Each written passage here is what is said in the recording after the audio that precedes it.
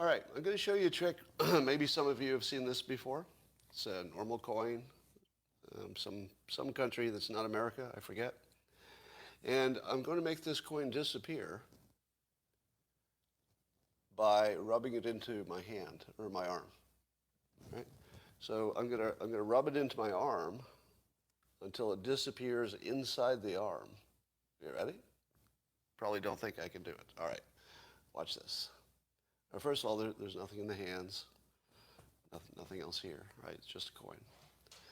All right, so the coin will go on my arm, and then I'm going to rub it until it disappears. Now, I haven't done this trick in a while, and I'm doing it live without much practice, so I can't guarantee it'll work on the first try, but, all right, I think I got it. Watch this. Gone. All right, well, like I said, it doesn't always work on the first try. But the second try, watch this. Watch this. Are you watching? Watch carefully.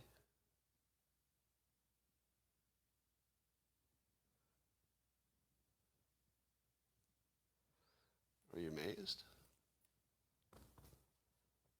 Huh? How about that?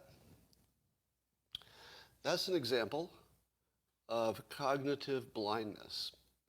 The reason you don't know how the trick was done is that I made you cognitively blind, even though I showed you exactly how I was doing it. If I were to replay this slowly and show you where the trick happened, you could see it right in front of your eyes. But because I blinded you, and I'll tell you how I did it in a minute, but I'm going to do another trick first. Do you think I can turn a penny into a much larger coin? You know, something that would be worth more, for example.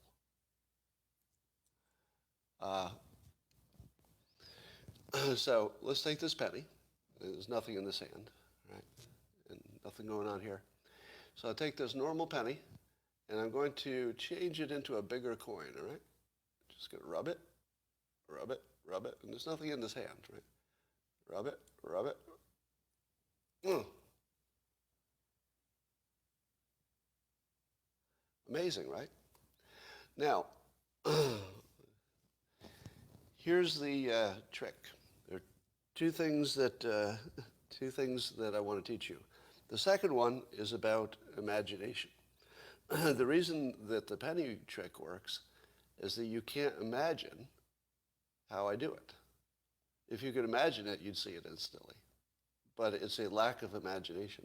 And when you look at the news, this is what's happening to you all the time. The news will say, a thing is happening, and you won't really be able to imagine the alternatives to that story, so you believe it. So a lack of imagination is also behind magic. Here's how this trick was done. The larger coin just goes behind it. So when I show it to you this way, and this way, and this way, and this hand, it's not there. So, and then I just go boop, boop, like that. Now, how does the other one work? The one where I did this? Here's how the cognitive blindness works. I told you that it doesn't work every time. And I also made you focus here, right? So there are two things I told you that caused cognitive blindness. One, it doesn't work every time. So when it doesn't work the first time, you accept that as normal. You might even laugh because my trick failed. That's a diversion. The first failure is part of the trick. That's what diverts your attention. Now, the way the trick is done is that when I do it the second time, did you see the trick? The trick's already done. Then all of this stuff is after it's already gone. Hey, look, it's gone. Want to see it again? All right. Oh, it didn't work. My trick didn't work. Let's see if it works the second time. Oh, it worked the second time.